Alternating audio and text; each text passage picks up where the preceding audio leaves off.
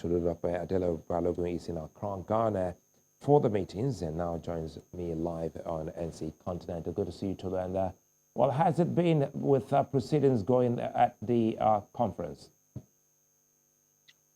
It's been quite a good one because there have been a lot of stakeholders present and a lot of conversation as to the number of things that the African Development Bank plans to do and how they plan to do that. So it's definitely been an interesting one. The bank president, Dr. Adeleru, has outlined the things that the bank did post-COVID and also listed a number of things that the bank is doing right now, particularly in the Ukraine-Russia crisis, where we see fuel prices going up and staple food prices going up as well. So that $1.5 billion is part of the Feed Africa initiative of the bank. And so he's very proud of that. You can see it when he talks about it. But it's just one of the five pillars that he has really put his administration on. And things are quite interesting. They're shaping up quite well to hear what the bank has done successfully and what the bank plans to do in the coming few years. So now let's stretch it, because we understand that this year's theme is achieving climate resilience and a just energy transition for Africa. Tell us more. What's the conversation like around the theme? So it's interesting because this morning he mentioned that the African Development Bank will no longer finance coal. And we know that coal is a major part of providing electricity, particularly for many African countries. He was specific in mentioning South Africa. And so we know that the bank is working with South Africa to wean the country off of its dependency on coal. But beyond that, this phrase we hear a lot of is this just energy transition. And one thing that he said is that Africa deserves to be rich. We deserve to be as rich as the West.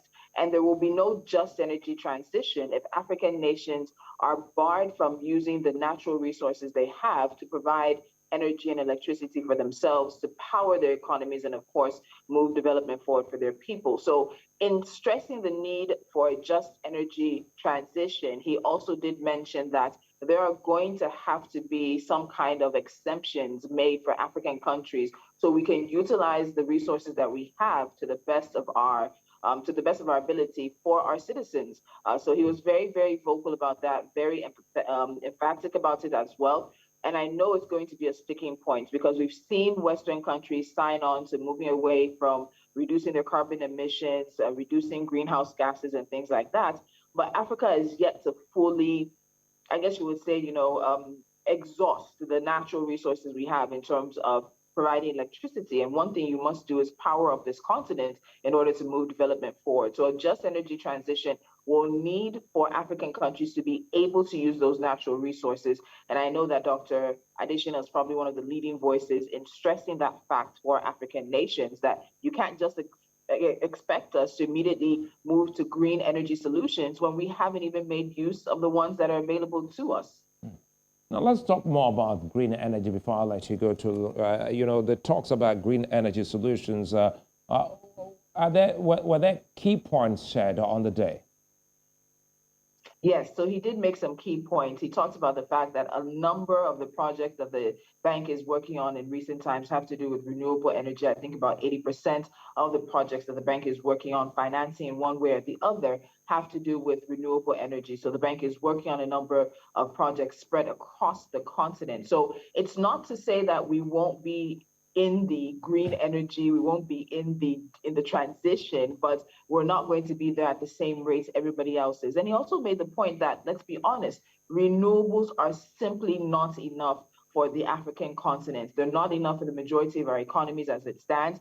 They can be part and parcel of where our development is, but we should not solely rely on them at this point in time.